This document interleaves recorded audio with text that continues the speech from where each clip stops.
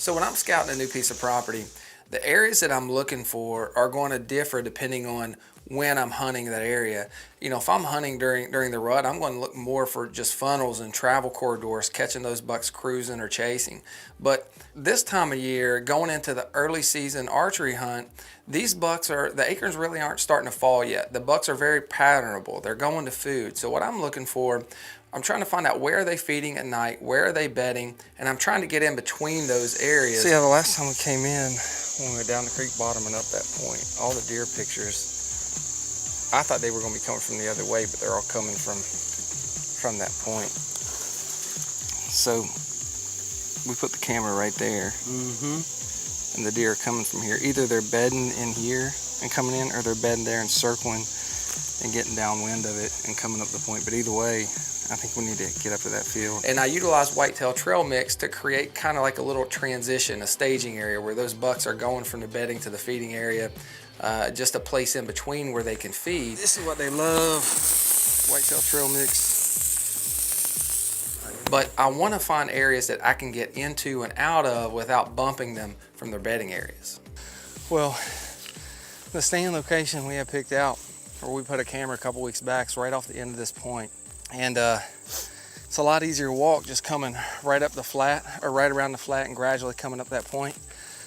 But all the deer have been coming into the camera screen where we were entering the camera, where we planned on entering.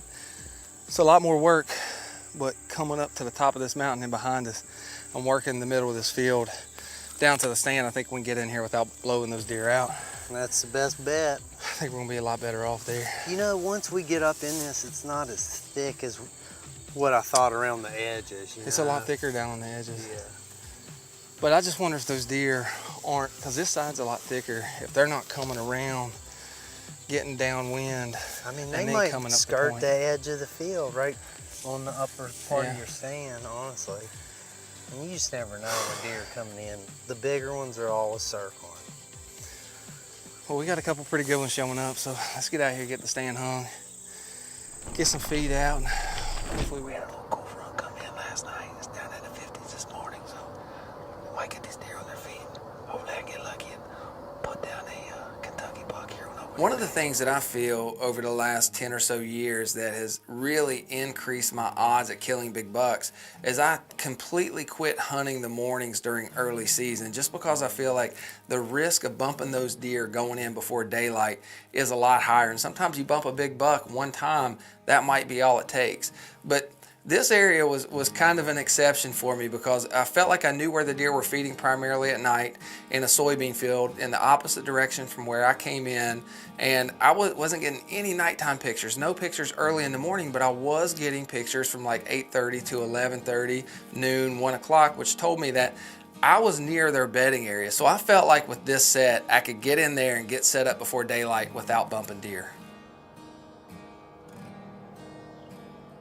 So during this early season, the daylight hours are long. I saw a couple doe that came in an hour, hour and a half after daylight, but then after that, it was nothing but squirrels, chipmunks, and birds until almost dark.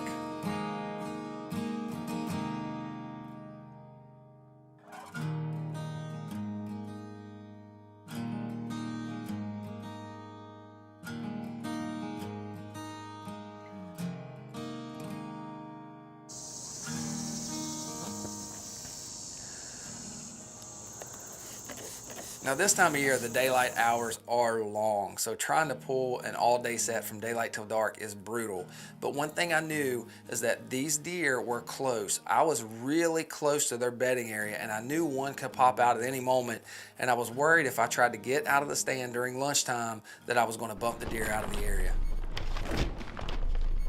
Well, after hours and hours with nothing but squirrels, I finally have a buck headed my way.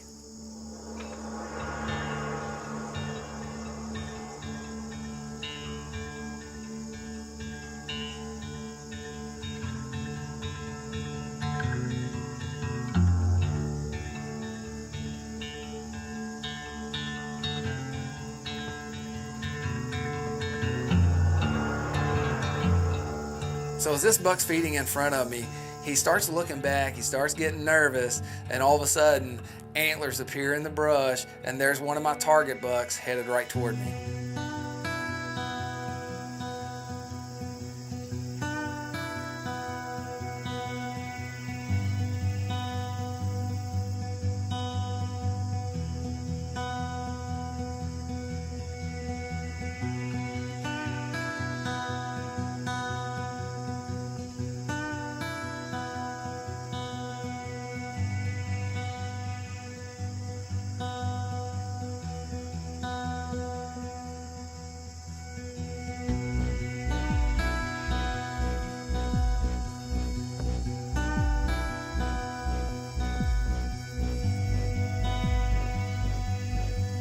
As this buck's down below me feeding, he's quartering toward me, and it's just not a shot I want to take. And all of a sudden, a squirrel takes off running in behind the stand, spooks the deer, and I'm thinking at this point it's game over.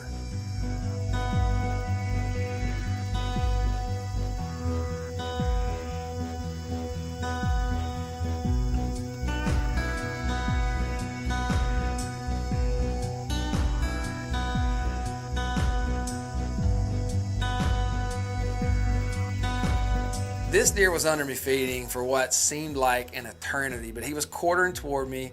I wasn't in any rush because the deer wasn't alert. I was just hoping at some point this buck was going to turn and give me a broadside shot.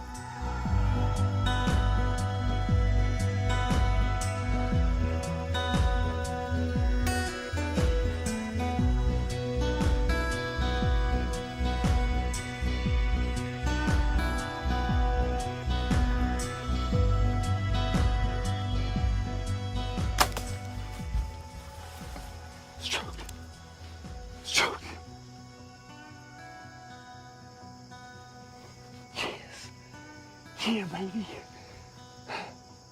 So after looking back at the footage, I knew this buck wasn't going to go far. The shot looked great, and I have Dave CADLE on standby back at the hotel. What's up? Just smoked the 12 point. Did you? Yeah. Alright, sweet. Yeah. I figured you were getting one right for the next hour or so. Man, I really kind of told myself I was going to pass on that deer. But man, when he came in, his body was so big in comparison to that other deer, and my heart was pounding. Dude, I couldn't pass on him. I was going to try to hold out and wait for that 8 point, but anyway. Alright, I'll get everything ready up here. All right, man. Well, we got everything lowered down. I got CADLE up here to help me film the recovery. I'm not even going to look for blood. The shot looked good. I heard the deer crash. He crashed hard, sounded like down in the bottom of this hollow. So let's go get our hands on this thing and see how big he is. Well, here he is. What a beautiful whitetail. You know, I know this deer is not a giant, but he got my heart pounding, and I'm tickled to death with him. And that right there is what hunting is all about. Got to thank God for the opportunity to get out here and enjoy his creations. You know, I came down here so many times this summer, 2 hours and 45-minute drive one way, putting out feed, checking cameras, hanging stands, and this buck right here was one of my targeted bucks. And that's my favorite part about whitetail hunting there is when it all comes together, when you put the work in, you target a deer and you focus on that deer and you make it happen.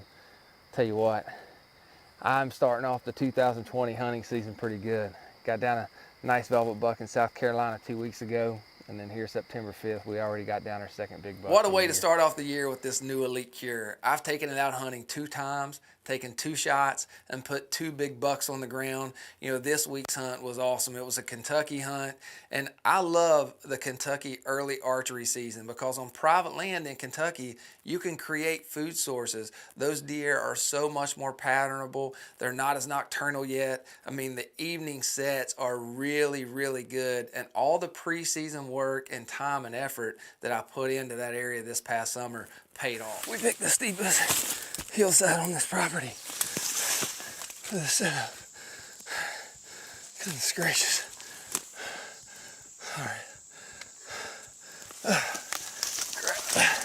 Don't fall back or I'm done. What? Just don't fall back. Oh man. Okay, that's not gonna work.